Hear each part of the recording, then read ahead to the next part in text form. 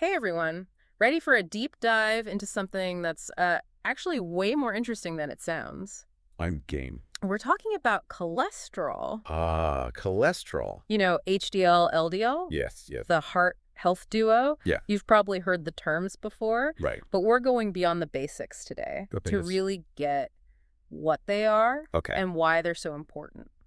Well, the thing about cholesterol is that it's not inherently a bad thing. It's a fatty substance that's actually essential for building cells. Oh, really? Yeah, you need it to produce hormones. Hmm. The problem is when you have too much of it, Right. or more accurately, All right. too much the wrong kind. Okay, so let's break it down. Different kinds of cholesterol. I mean, they're not just like floating around in our blood, are they? No, they're not just floating around freely. Cholesterol travels through our bloodstream, Okay, attached to proteins. got it. We call this a lipoprotein. A lipoprotein. Yeah. Think of them like tiny delivery trucks transporting cholesterol throughout your body. Interesting. And there are two main types of these trucks, Oh. HDL and LDL. Ah, so like a delivery service. Yeah. With good trucks and bad trucks. Right. I think I know which one's which. Well, you're probably thinking of LDL, LDL. low-density lipoprotein, which is often called the bad cholesterol. Okay. You can think of LDL as that delivery truck that's a bit messy, Yeah. prone to dropping its cargo in the wrong places, Yeah. specifically in your arteries. And that's when things go wrong. That's where the trouble starts. Too much LDL circulating. Mhm. And that cholesterol it's carrying can build up in the arteries Yeah. and form plaque. Plaque. Imagine like sticky gunk Okay. clinging to the walls of your arteries, Mm. making them narrower and restricting that blood flow. So it's like rush hour traffic Yeah, for your blood. exactly. Not good. So what happens when that plaque builds up? What are the consequences? Well, you got to think of your arteries like Yeah. the highway system for your blood, Yeah. carrying oxygen and nutrients to your heart, Right. to your other vital organs. Sure. When that plaque builds up, it's like creating roadblocks Mhm. and detours.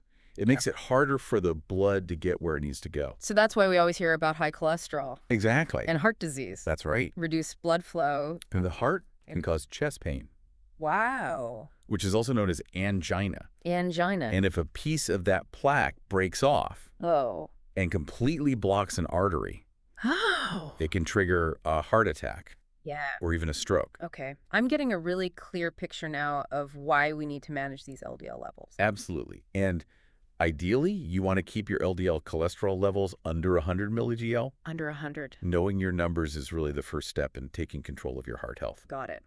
Under 100. Okay. But before we get too down in the dumps here, let's talk about the good stuff.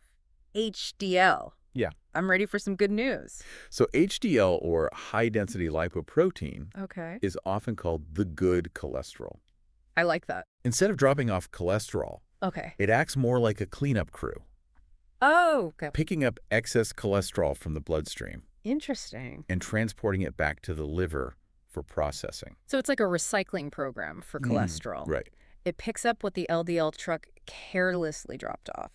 That's a great way to put it. Tell me more about how that protects our hearts, though. So think of HDL like a street sweeper, Okay. clearing away the cholesterol Right. that might otherwise build up and form that plaque Oh, wow. in the arteries. Yeah. By keeping the arteries clear, HDL helps ensure that smooth blood flow Yeah. and reduces the risk of those dangerous blockages we were talking about. Wow. Okay. HDL is really coming through for us. Yeah, it's the hero. That's amazing. I like that analogy. So higher HDL levels, Yeah, that means our body's more efficient exactly. at cleaning out that excess cholesterol, That's right. which leads to a healthier heart. Overall, yeah. Okay, so higher HDL, good. But how high are we talking? What's that magic number? Ideally, you want your HDL levels to be 60 milligil or higher. Yeah. And this is where that seesaw analogy comes back. Yeah. The seesaw. I was hoping you'd bring that back. Yeah. Okay, so remind me, Go. how does the seesaw work? So imagine Yeah. LDL and HDL on opposite sides of the seesaw, Okay. representing that balance we need Right. for optimal heart health. Okay. Too much LDL on one side, Yeah. like a heavy kid on a seesaw. Right. Things get out of whack. Yeah. We need enough HDL on the other side Okay. to keep things balanced Got it. and functioning smoothly. Perfect sense. Yeah, So imbalance. Yes. High LDL, low HDL. Right. That's where the problems start. that's when we run into trouble. What are some of those things that can throw off that balance? I'm guessing diet is a big one. Diet is a huge one. Yeah. And it's not just about cutting calories. Right. It's about understanding how certain foods Yeah. directly impact your cholesterol levels.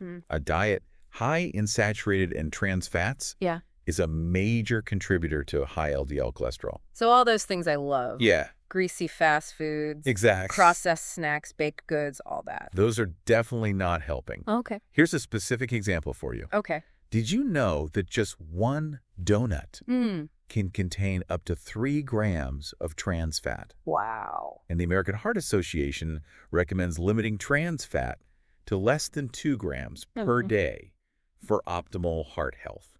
One donut. Yeah. That's a powerful visual. Right. Okay, so we know we need to cut back on the junk food. Yep. What about boosting the good stuff? Yes. What about the HDL? How do we get that up? Physical activity. Really? It's key. It's like adding weight to the HDL side of the seesaw. Okay. Helps to counterbalance the effects of the LDL. Got it. Regular exercise, Yeah. even moderate activity, Okay. like brisk walking, swimming, cycling, Mm-hmm. can significantly boost your HDL levels. Okay, so I don't have to be training for a marathon to see those benefits? Absolutely not. Even just moderate activity? Even moderate activity can make a difference. That's good to hear. Yeah. I like the sound of that.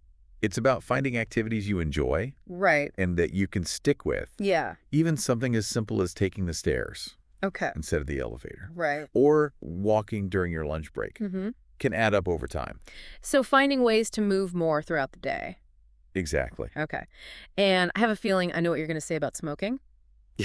That's like a bag of bricks on the LDL side. Oh, you get it? Smoking is a double whammy Yeah. when it comes to cholesterol. Mm. It increases LDL levels, Uh-oh. but it also lowers HDL levels. I think it's bad on both sides. It's like sabotaging your heart from both sides. Wow. Yeah. Insult to injury. Right. So quitting smoking is a win-win Absolutely. for our heart and for our cholesterol. Yes. Are there any other factors that might affect our cholesterol? Things we might not have as much control over? Well, genetics definitely plays a role. Genetics. Some individuals are genetically predisposed Interesting. to having higher LDL levels, Mm-hmm.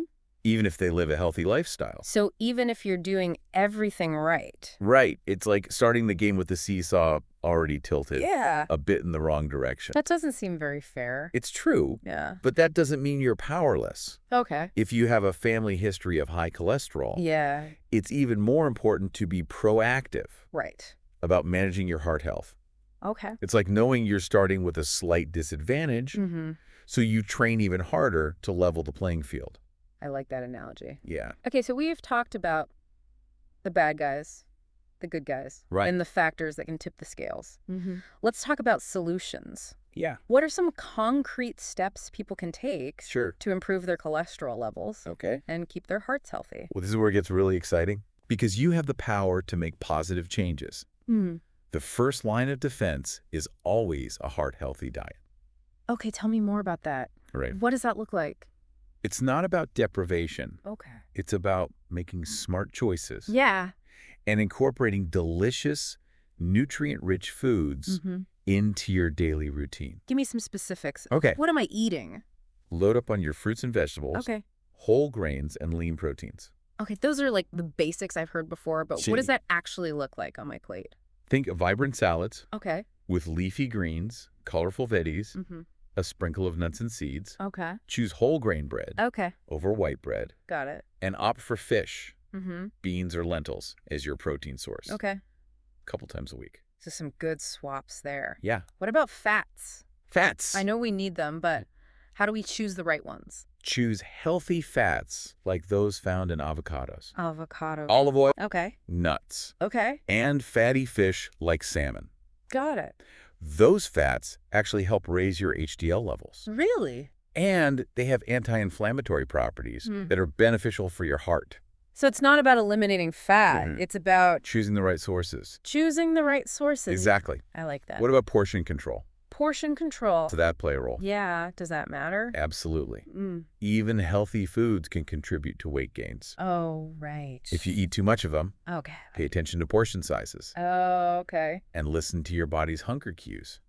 So I gotta stay mindful. Yes. Okay, so we've covered diet. Right. What about exercise? Any specific recommendations Sure. for boosting that HDL? Aim for at least 30 minutes 30 of minutes. moderate intensity exercise most days of the week. Okay. And remember, it doesn't have to be strenuous. I was hoping you would say that I'm more of a brisk walk in the park kind of person Okay. than a gym rat. Yeah. So that counts. Absolutely brisk walking, swimming, dancing, gardening. Oh, wow. It all counts. Okay. Find activities you enjoy Yeah.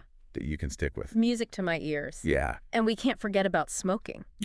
Right. That's a no-brainer. Right? Quitting smoking is one of the single best things Really? you can do for your heart health. Wow. It's like instantly removing That's a huge weight from the LDL side of the seesaw. powerful image there. Right. Okay. So what about those of us who are doing all the right things, Uh-huh. but still struggling with high cholesterol Yeah. because of genetics? Genetics. What are our options then? Medications such as statins Okay. can be incredibly effective Mm. at lowering LDL cholesterol. Okay. Statins work by blocking Mhm. the production of cholesterol in the liver. So it's an option if we need it. It is an option. But obviously we should talk to our doctor about it. Precisely.